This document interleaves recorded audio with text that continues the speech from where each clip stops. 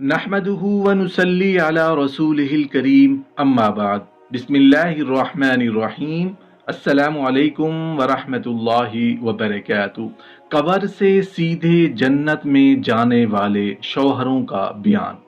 ایسے مرد، ایسے شوہر جو موت آتے ہی قبر میں دفن کیے جائیں گے اور قبر سے سیدھے جنت میں چلے جائیں گے، ایسے مرد، ایسے شوہر جو قبر سے سیدھے جنت میں چلے جائیں گے، آخر ان کے ایسے کون سے اعمال ہیں، کون سے کام ہیں جو ان کو جنتی بنا دیتے ہیں؟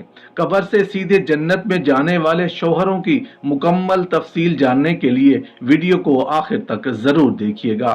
نبی کریم صلی اللہ علیہ وآلہ وسلم نے فرمایا، جو شخص یہ چاہتا ہو کہ جنت میں اس کے لیے محلات تعمیر کیے جائیں، اس کے درجات بلند کر دیے جائیں، تو اسے چاہیے کہ اپنی بیوی کے ساتھ جنت کے متمنی ہو تو بیوی کے ساتھ صرف ایک کام کر لو، تم جنتی بن جاؤ گے۔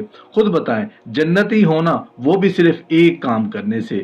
بیوی کے ساتھ آخر وہ کون سا کام کرنا ہے جس کی ضمانت خود نبی کریم صلی اللہ علیہ وآلہ وسلم دے رہے ہیں؟ ویڈیو میں آگے چل کر آپ کے ساتھ وہ کام، وہ عمل بھی شیئر کریں گے جس سے انسان جنتی بنتا ہے۔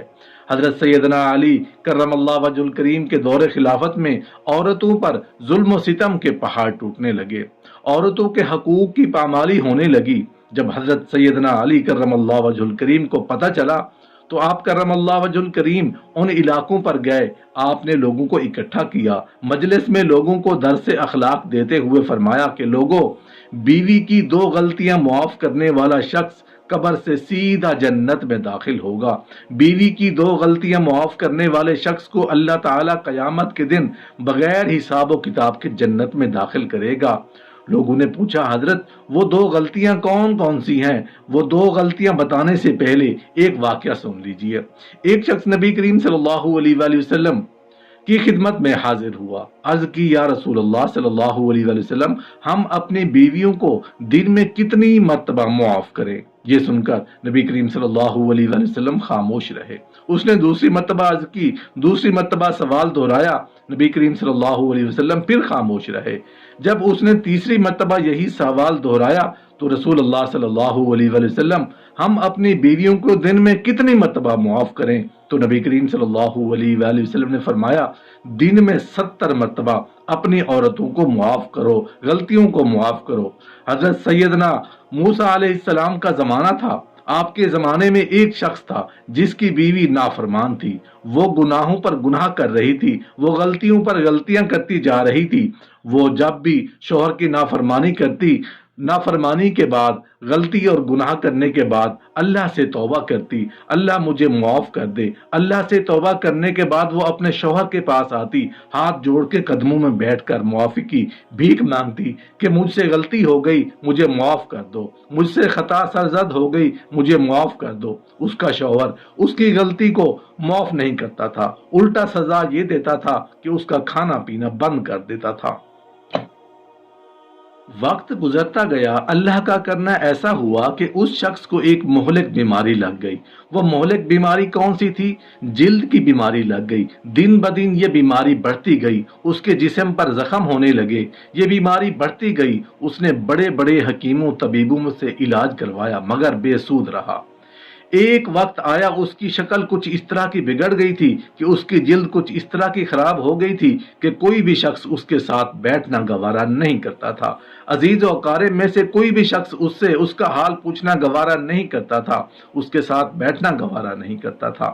ایک طرف سارا جہان تھا جو اس کے ساتھ بیٹھنا گوارا نہیں کرتا تھا، نفرت کرتے تھے، کراہت کرتے تھے، لوگوں کو گھن آتی تھی۔ دوسری طرف اس کی بیوی تھی جو اس کے منہ میں نوالے ڈال رہی تھی، جو اپنے ہاتھوں سے اسے پانی پلاتی، اپنے ہاتھوں سے شوہر کو کھانا کھلاتی، لیکن بدبخت شوہر اپنی بیوی کو معاف نہیں کر رہا تھا۔ کسی نے کہا، تو نے بڑے بڑے حکیموں اور طبیبوں سے علاج کروایا ہے مگر بے سود رہا ہے۔ اللہ کے نبی حضرت موسیٰ علیہ السلام کے پاس جا کر ان سے دعا کر کے دیکھ، ہو سکتا ہے کہ اللہ کے نبی تیرے حق میں دعا کریں اور اللہ تعالی حضرت موسیٰ علیہ السلام کی دعا کو قبولیت کا شرف عطا کرے اور تیری بیماری کو صحت میں بدل دے، تیری بیماری کو شفا میں بدل دے۔ اس نے ایسا کیا۔ حضرت موسیٰ علیہ السلام نے جب اس شخص کی بیماری دیکھی تو آپ کا دل بھر آیا، آپ کو رحم آیا۔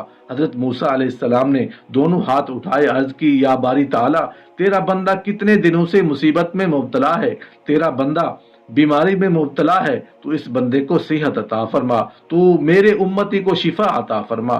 ایک دم غیب سے آواز آئی، موسیٰ میں اسے کبھی بھی معاف نہیں کروں گا۔ حضرت موسیٰ علیہ السلام نے فرمایا، اے بندے، اللہ کی طرف سے آواز آئی ہے کہ میں تجھے کبھی بھی معاف نہیں کروں گا۔